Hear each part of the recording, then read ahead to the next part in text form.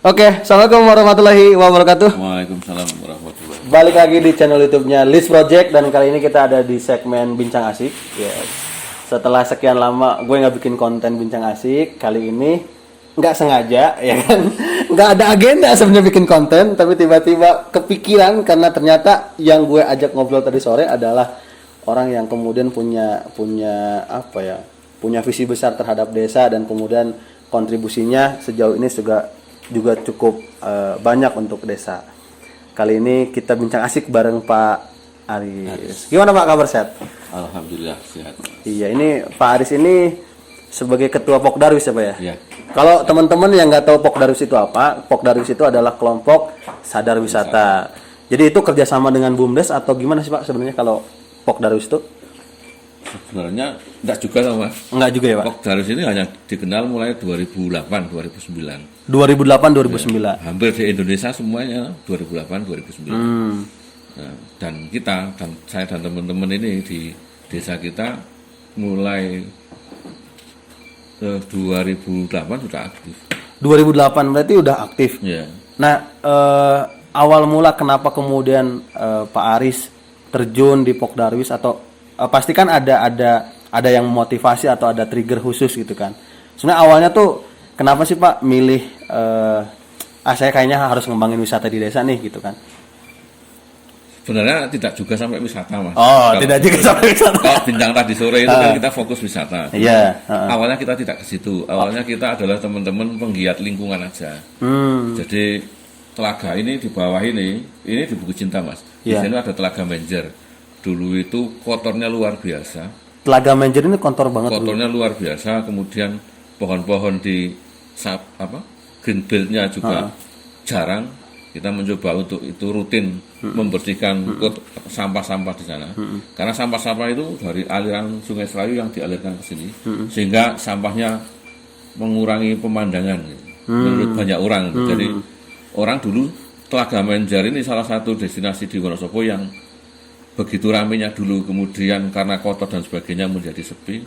Saya dan teman-teman bergerak untuk bersih-bersih aja. Dan kita punya kegiatan rutin 2 minggu sekali bersih-bersih. 2 minggu sekali bersih-bersih. Iya. Berarti sebetulnya Telaga Menjer ini menjadi awal mula kesadaran untuk ke wisata itu ya Pak ya? Iya.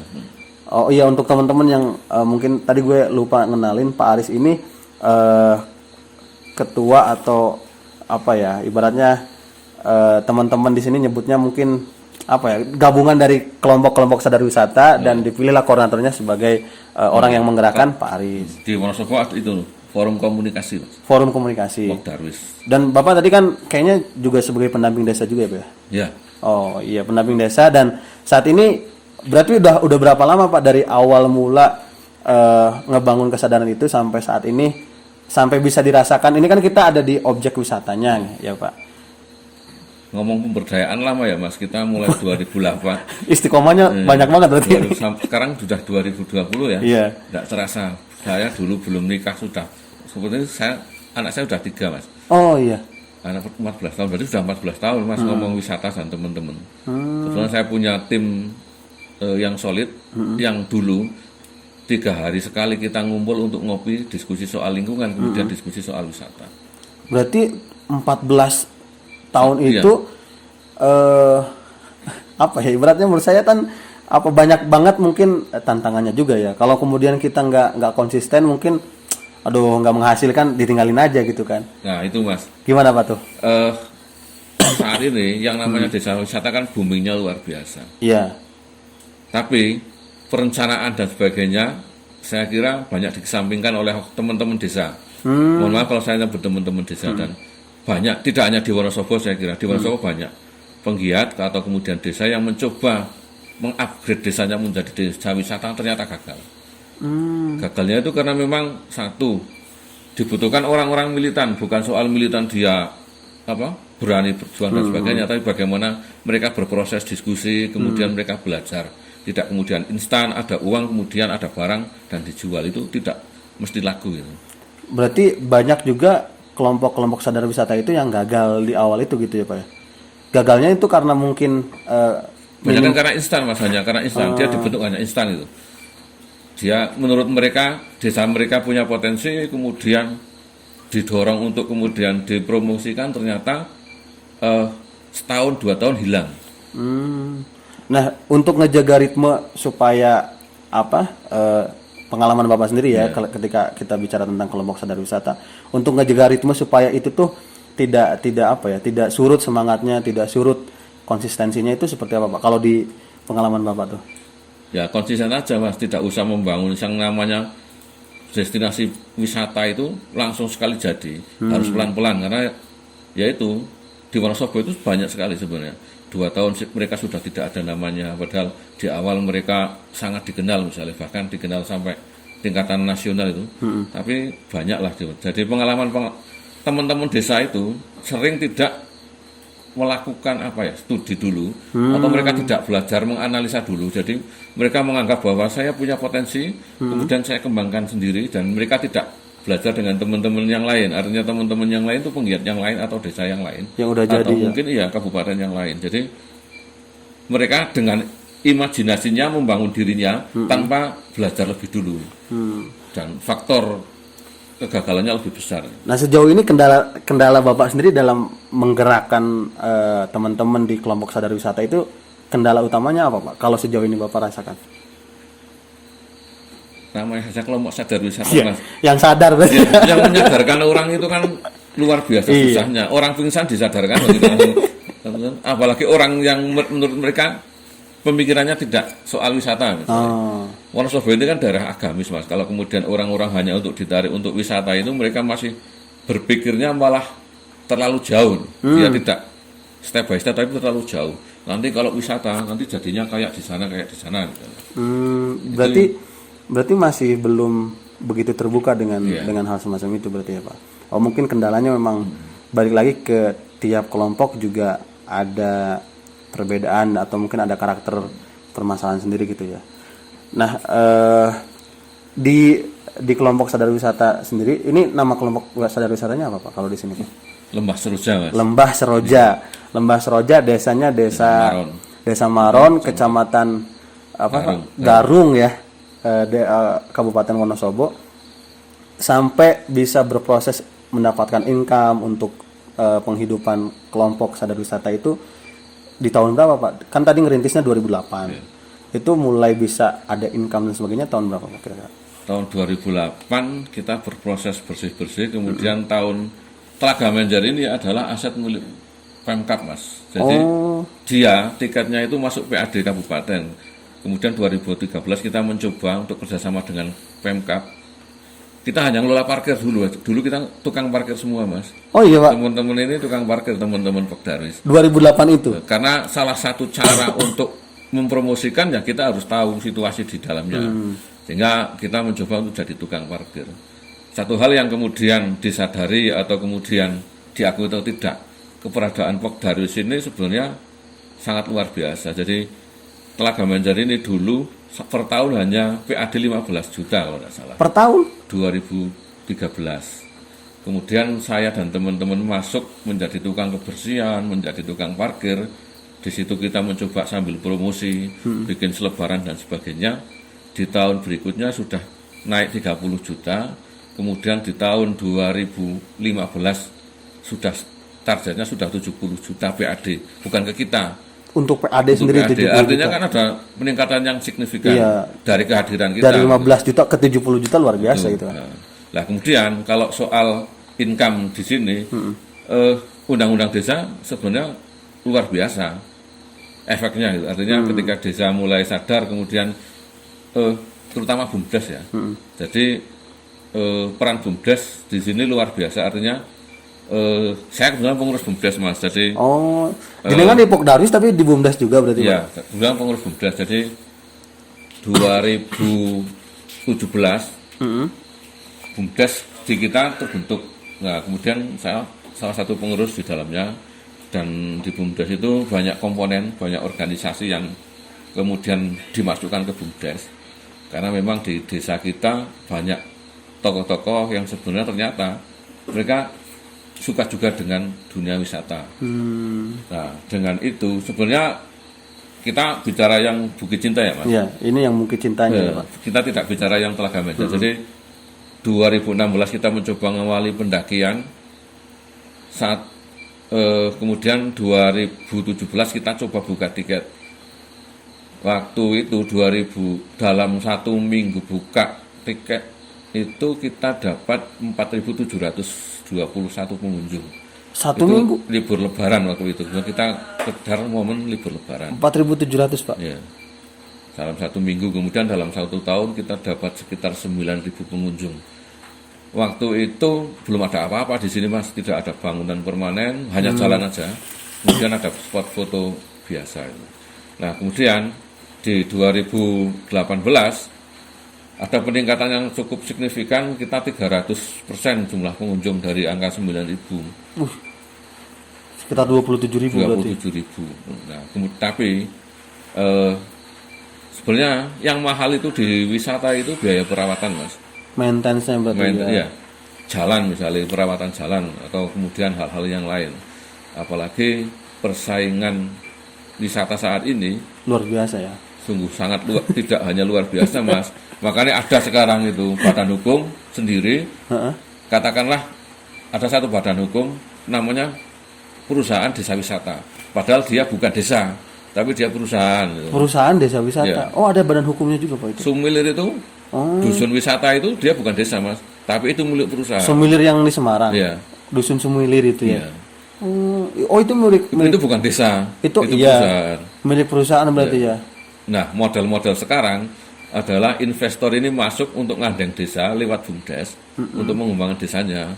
Oh, Banyak hal seperti itu. Nah, tinggal tingkat kemandirian desa atau kerjasamanya itu menguntungkan atau tidak dihitung jangka pendek sampai jangka panjangnya. Dan karena memang nggak tahu ini apakah orang-orang di Indonesia ini seneng nyebar uang, jadi seneng apa kalau mereka seneng kemana-mana, jadi hampir semua objek rame. laku berarti ya Iya. Pak ya. Berarti tadi kalau misalkan kendala utama atau ibaratnya kalau di wisata itu yang paling mahal itu adalah di biaya perawatannya. Sebenarnya kalau wisata itu kan nggak begitu ini kan Pak. Kalau wisata alam kayak gini kan nggak begitu nggak begitu rumit kan untuk ngerawatnya kan. Atau seperti apa sih Pak? Apakah tempat wisata seperti ini pun rumit untuk perawatannya Pak? Rumput ketika 1 bulan tidak dipotong Pangkas. itu kan orang lewat langsung wah ini apa. Oh, Seperti itu. iya Hanya juga. sekedar rumput itu kan. Heeh. Kemudian orang nggak tahu ini orang Jawa Tengah apa orang Indonesia, mereka masih milih yang namanya wisata itu spot foto. Spot foto berarti. Berarti Masih yang boleh. paling banyak memang ke arah spot fotonya Ya. itu. Tapi kita mencoba beda Mas. Hmm. Jadi saya berkomitmen untuk membuat camping ground. Jadi Camping tidak banyak wisata yang fokus camping ground. Iya, iya. Nah, saya coba fokus camping ground. Oh, berarti pengembangan sekarang ke arah camping Saya ground lebih itu. camping ground, tapi rencana 2021 sih kita coba untuk kita buat wisata malam Mas. Oh, wisata malam. Ya. Jadi Wonosobo itu tidak punya tempat wisata di malam hari. Oh, sampai saat ini belum ada, Pak. Sampai saat ini belum ada. Jadi ketika ada banyak pengunjung ke Dieng itu yang mereka tanyakan itu, Mas kalau malam hari kita kemana? Oh, iya, iya, Kita iya, iya. nggak punya alternatifnya itu. Jadi kita coba ini menjadi wisata malam. Jadi bukan wisata malam yang tanda kutip itu, tapi benar-benar wisata malam itu. Mas. Bukan wisata malam-malam. Iya. Tapi asik sih. Saya juga kan sama teman-teman ngerasain tadi ke sini dan ini kita langsung view-nya ditawarkan di depan kita itu Gunung Sindoro ya, Pak ya. Itu Dan telaga. ini telaga Menjernya, terus atasnya Gunung Sindoro dan ini menurut saya langka juga gitu. Saya beberapa kali kayak sempat ada yang camping ground kayak gini juga gitu kan di beberapa wilayah. Nah, balik lagi ke kelompok sadar wisatanya Pak. Saya masih penasaran sebetulnya karena saya juga ada keinginan untuk balik ke desa, ngembangin potensi desa gitu. Tapi kalau di desa itu kan SDM-nya ya Pak. Balik lagi ya. Mohon maaf mungkin SDM-nya untuk yang satu pemikiran dengan kita tuh jarang gitu. Nah, sekarang ada berapa orang Pak yang kemudian konsisten sampai saat ini untuk menggerakkan kelompok sadar wisata itu yang sampai akhirnya ke arah camping ground gitu. Kalau kita biasa stagnan aja sih ya. Jadi Depok Darawi stagnan lah 15 orang. Tapi 15 kemudian orang. banyak kelompok-kelompok yang lain yang juga ternyata peduli. Jadi menjadi banyak penggerak di sini, menjadi banyak orang penggerak, tapi memang benderanya beda-beda, Mas. Oh, Ada Karang Taruna juga bergerak di bidang wisata. Jadi sebenarnya beda. Tapi kalau kemudian dengan adanya potensi wisata, itulah yang bisa kita, ternyata secara tidak langsung mereka yang bisa kita sadarkan bahwa kita punya potensi, bahwa kita harus sadar diri untuk mengembangkan potensi. Kalau ngomong pemberdayaan sebenarnya bahasa gampang ya, orang yang hidup di Bukit Cinta ini 10 orang per hari, Mas. Jadi kita memang baru 10 orang per hari, artinya orang yang hidup di sini dan mereka hidup dari sini itu memang baru 10 orang. oh, baru 10 orang itu yang kemudian bisa dibantu secara dapat penghidupan, efeknya itu. dapat efeknya gitu ya. Kalau total sama yang di bawah sih ratusan orang, Mas. Tapi kita yang saya bicara fokus yang di sini. Karena kan kalau ngembangin pemberdayaan termasuk wisata, nanti itu kan kalau misalkan sudah terbangun pasti industri ekonomi juga berjalan Iya, ya, Pak ya. iya. Nah itu harapannya bisa memandirikan desa gitu kan Pak. Mungkin terakhir deh Pak ya, saya masih penasaran sebetulnya, tapi next mungkin kita bakalan ketemu juga di beberapa forum di desa karena saya ingin ngembangin desa itu. Tips apa sih Pak kalau misalkan kita mau ngebangun kesadaran masyarakat atau pemberdayaan itu, apa yang kemudian perlu sekali ditekankan di awal Pak? Apalagi bicara tentang objek wisata yang investasi jangka panjang ya. Saya kira hampir semua sama, Mas. Jadi kesulitan yang dirasakan teman-teman penggiat desa itu memang ketika dia ngomong tidak disepakati sama teman-teman. Tapi satu hal, konsisten saja sih. Konsisten saja Ya. Pak. Berikan contoh dan konsisten. Dimanapun saya kira ketika kita yakin kita akan sukses, ya kita tidak perlu ngomong banyak orang bahwa kita akan seperti ini. Meskipun rencana kita juga harus diketahui banyak orang. Iya. Tapi dalam pelaksanaannya kita kan tidak harus melibatkan banyak orang. Karena tidak semua orang itu sepakat dengan kita. Oh, itu berat juga ya Pak. Menjaga konsistensi itu kan berat. Oh, biasalah Mas, yang namanya perjalanan ya seperti itu Iya. tuh. Motivasi apa yang membuat Bapak yakin Bapak akan mampu mengembangkan desa Pak? Motivasinya apa sih Pak? Jarang banget saya tuh menemukan orang-orang desa yang balik ke desa sebenarnya Pak. Pemberdayaan ekonomi saja sih Mas. Motivasi besarnya itu. Ya, saya termotivasi bahwa saya mungkin nanti 50% penduduk desa saya akan bergantung hidupnya dari wisata. Ketika lahan pertanian mulai sempit, ketika lahan pekerjaan juga mulai terbatas dengan era digital ini, toh mereka harus berpikir ulang. Sehingga mereka mesti, berarti potensi yang ada yang harus kita kembangkan. Oke. Paling itu dah. Jadi untuk menyadarkan bahwa dia punya potensi itu tidak gampang. Tidak gampang ya Pak. Tidak gampang. Itu tadi Bapak kan perjalanan panjang 14 Iya. tahun ya Pak ya. Dan saya rasa sangat luar biasa. Jadi itu teman-teman di Lead Project ya. Asik banget ngobrol tentang desa dan pemberdayaan walaupun tantangannya banyak. Mungkin terakhir Pak, kalau misalkan teman-teman yang ini kan view saya juga masih dikit, tapi saya ingin teman-teman punya insight baru dari Bapak perihal pengembangan desa gitu ya. Terakhir, apa yang ingin Bapak sampaikan untuk teman-teman supaya teman-teman balik ke desa, Pak? Saya ngomong harus mikir Mas, artinya harus mikir di kota sih sebenarnya ada apa toh? Sama saja kan dengan di desa. Iya. Rebutan makanan toh, padahal potensinya banyak di desa. Iya. Kemudian peluangnya banyak di desa. Kalau kita punya banyak ilmu, mungkin sulit lah. Di awal kita sulit ngomong dengan masyarakat kita atau dengan teman kita. Tapi efek itu akan banyak dirasakan dan manfaat ilmu kita itu saya kira akan lebih banyak bermanfaat ketika kita di rumah Mas. Saya yang mencoba menepi Mas dari dunia luar Mas. Saya menepi itu sudah 10-an tahun. Jadi saya dulu memang sering sampai Jakarta dan sebagainya.